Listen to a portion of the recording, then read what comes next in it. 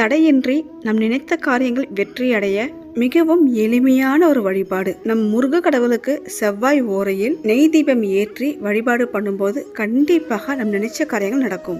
6 வெற்றிலை காம்பு கிள்ளி எடுத்துக்கணும். நல்லா கழுவிட்டு மஞ்சள் குங்குமம் இட்டு மயில் தோகை போல் பித்தளை தாம்பால் தட்டில் அடுக்கி வச்சிடணும். சின்னதா ஒரு அகல் விளக்கு எடுத்துக்கோங்க. சந்தனம் ஃபுல்லா தடவிட்டு மஞ்சள் குங்குமம் வச்சு வெற்றிலைக்கு நடுமத்தியில அகல் விளக்கு வைத்து நெய் ஊற்றி பஞ்சுத்திரி போட்டு 6 வெற்றிலைக்கான காம்பு கிள்ளணும் இல்லையா, அந்த காம்பையும் அதிலேயே போட்டு நெய் தீபம் ஏற்றி மனமுருகி வேண்டும் போது நினைத்தது நிறைவேறும். இந்த தீபம் ஏற்றுவதற்கு சிறப்பான கிழமை நேரம் பார்த்தீங்கன்னா செவ்வாய் கிழமையில் வருகின்ற செவ்வாய் ஓரையில் ஏற்றுவது மிகவும் சிறப்பானது. செவ்வாய் ஓரை காலை 6 to 7 மணி, மதியம் 1 to 2 மணி, மாலை 7 to 8 மணி. முருகருக்கு செவ்வாய் ஓரையில் நைவேத்தியம் செய்து நெய் தீபம் ஏற்றி வழிபாடு பண்ணும்போது வேண்டிய வரம் கிடைக்கும்.